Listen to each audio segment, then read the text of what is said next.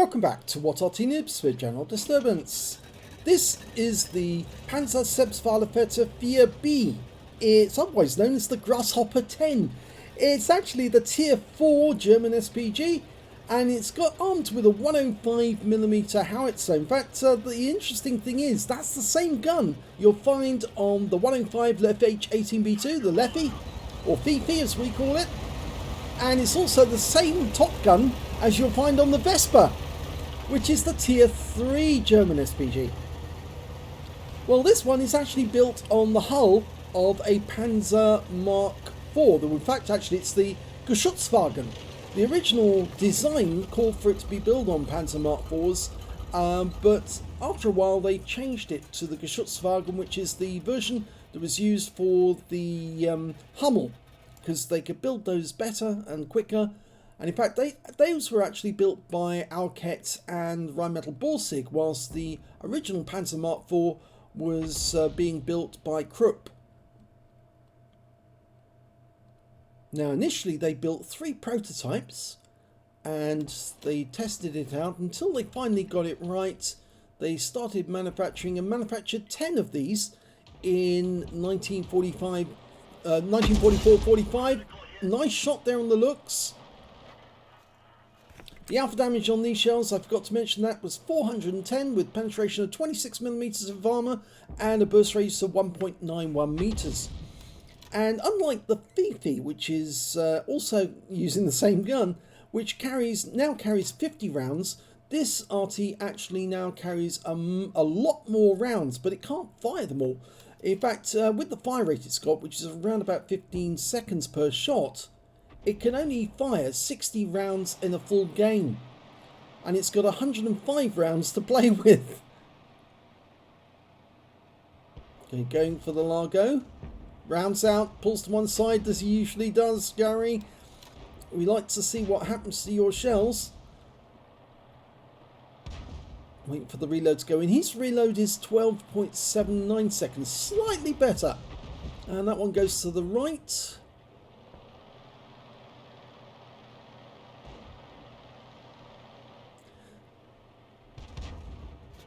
Okay, he's loaded, rounds out, and we can't see the target, but he definitely hit him because the shell disappeared without an explosion. The Largo's back. He's still firing at this guy because he's actually in a position where he can pop up over the ridgeline to shoot and then pull back, and there's the kill. He'll go for the T28 now because it's got thin armour. Rounds out the T28 and a direct hit kills him. And that Panzer 3J sneaked around the corner to take a pot shot at the P2640. And there's another one hovering on that edge of that riverbank. And he gets a direct hit from that shot. Nice one, tracks him. He won't be able to get enough shell in before he gets his tracks fixed. Or will he? No, he didn't. Rounds out in the next shot. Another direct hit. He's now one shot.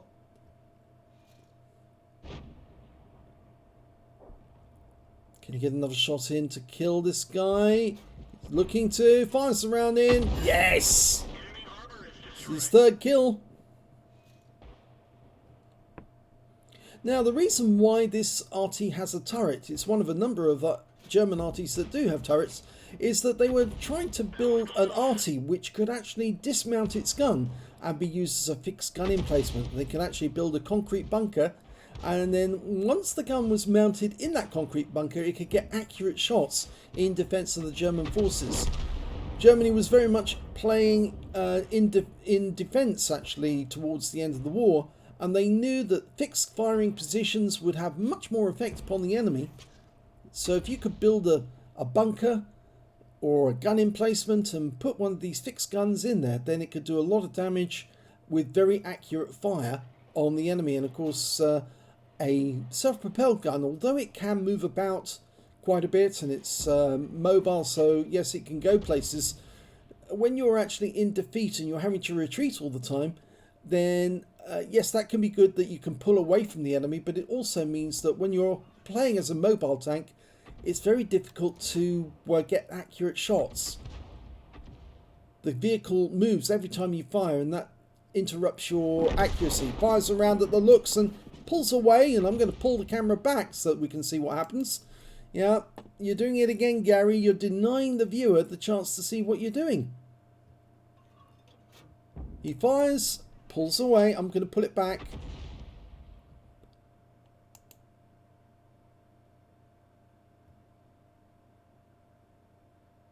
We've lost sight of the target. The looks is very reluctant to pop out again, just in case. He's firing around in anyway, but gets no result off that. So T40 been seen in the south, and the Hetzer's going up against them. I rather think that Hetzer's got the standard 75mm, and that's why the T40 was able to get him. But there goes the T40. 4 kills now for Gary Halliwell. And I think he might be about to make that 5, because that Panzer IIIJ is just sitting on that corner at the moment. He fires around in. I'm going to move it back. He hits the wall of the church. You can see that guy is sitting on that corner, but he's very low on hit points. And the kill goes to the looks instead. Now the looks in the north is still popping in and out every now and then. We're 2 tanks up on the enemy at the moment, but they are playing a good defense. They're holding our guys back. Yes, he keeps doing that. Pulls away and looks somewhere else.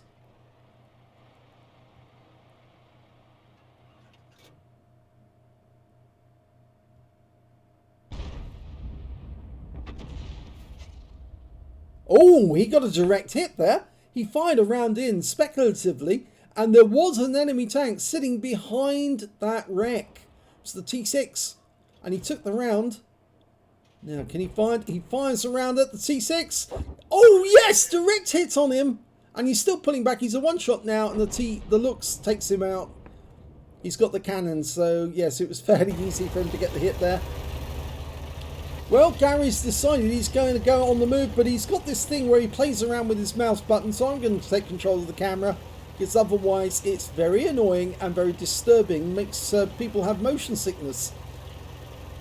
Don't trust me for it. Trust Jingles and Klaus Kellerman. They've had to tell other players not to play around with their mouse buttons, otherwise it does give them seasickness. It gives them motion sickness, not seasickness as such, but you know what I mean.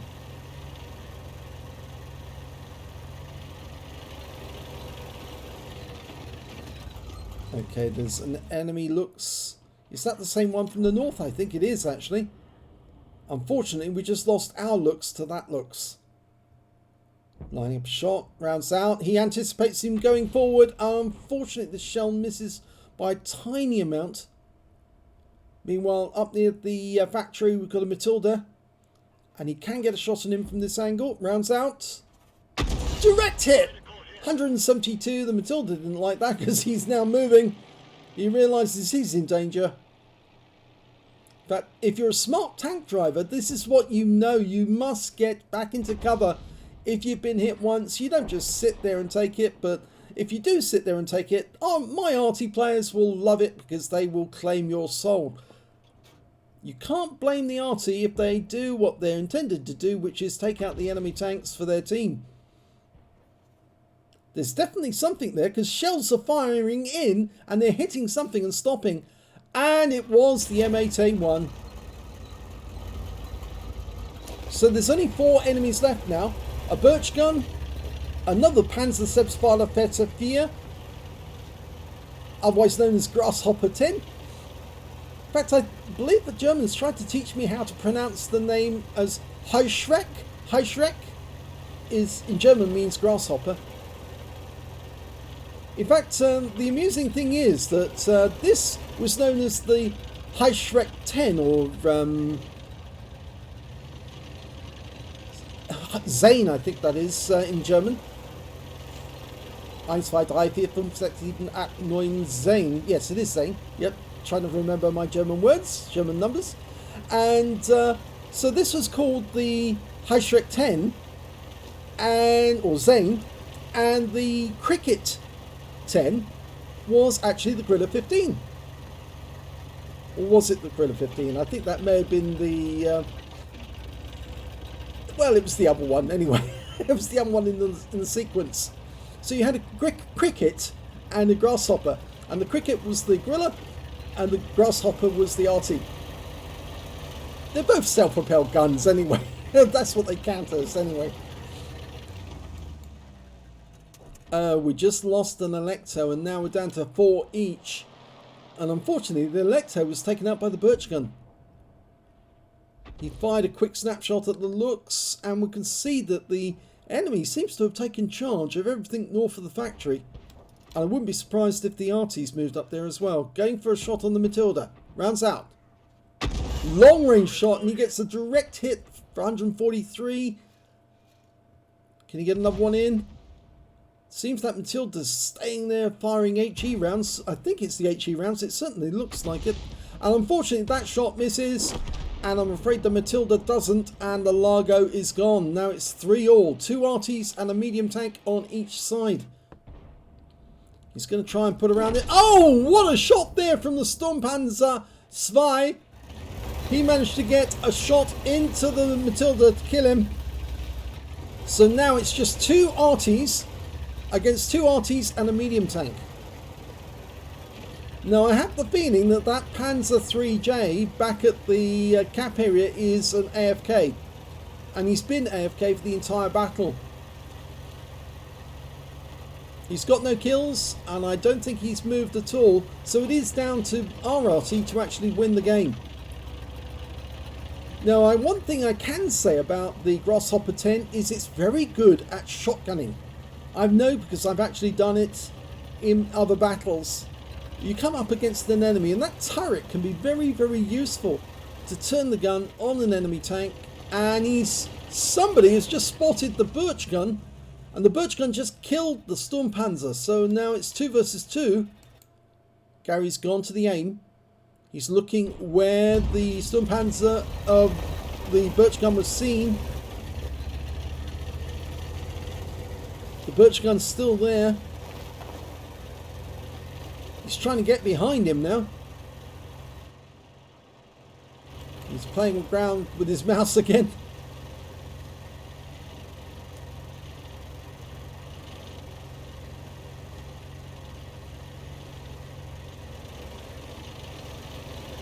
There's only one of these left in the world, by the way. All of the 6 that were sent to battle in the Eastern Front were lost. None of those were found. 4 of them were kept for training purposes by the Germans. And only one of those was captured by the Americans in near perfect condition.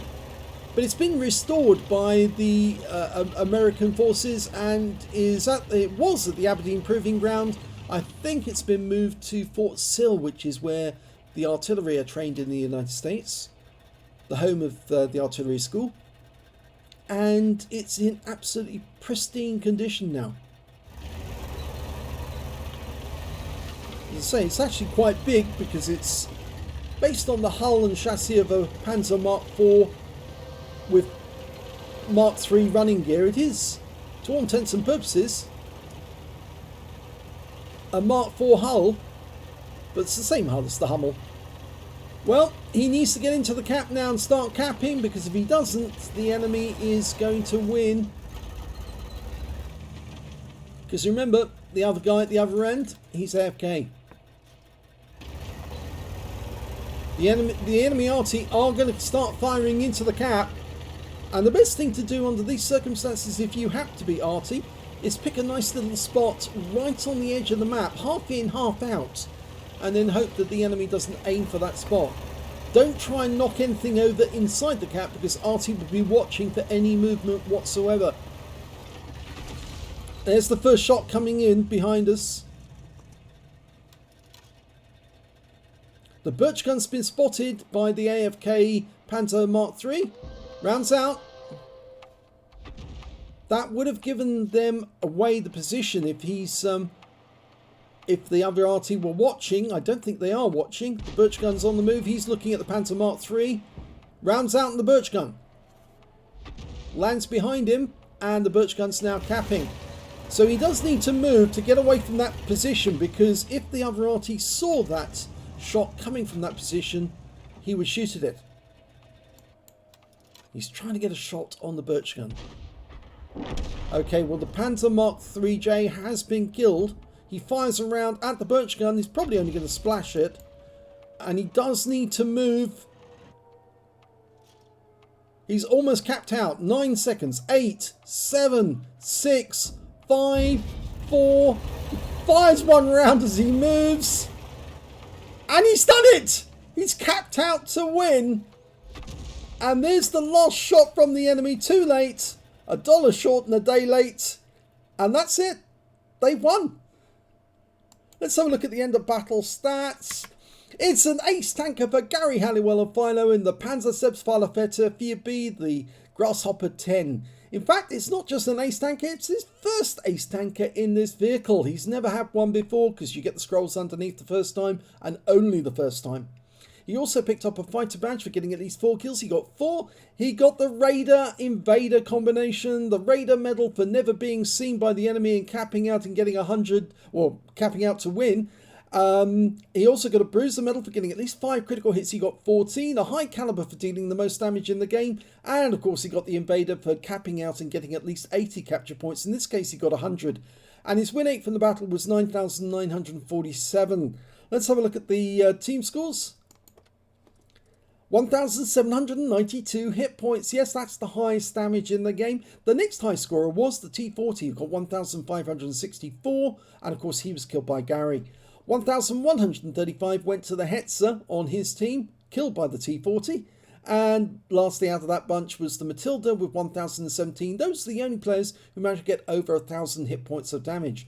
When it came to kills, he shared the top spot with the T40. Both had 4 kills each, 3 kills each to the Hetzer, the Birch Gun, and 2 kills to the Lux, the Sturmpanzer 2, and the Matilda.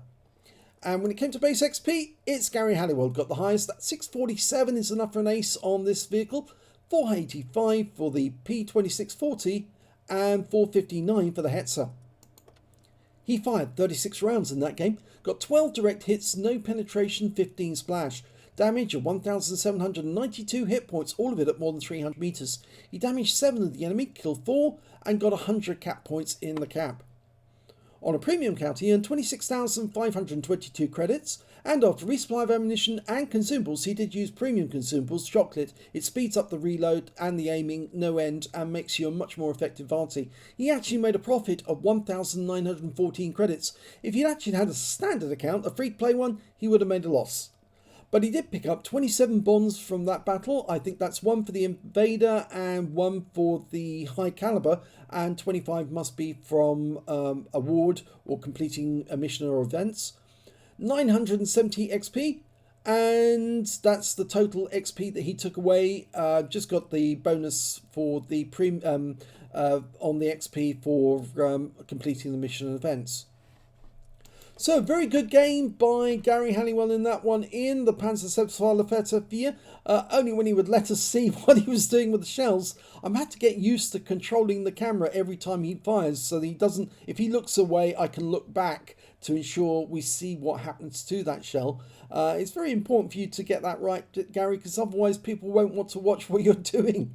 But yes, very good that you were never seen in the entire battle, and you managed to cap out to win. It's a very rare medalled combination, the Raider Invader, and it's only those Arty players who propel themselves to the enemy cap who actually get one of these, because you have to cap out to get it. There's no other way, and you have to be stealthy so that the enemy never sees you during the battle. If you enjoyed that replay, please give this video a like and do subscribe to our channel, please, and thanks for watching.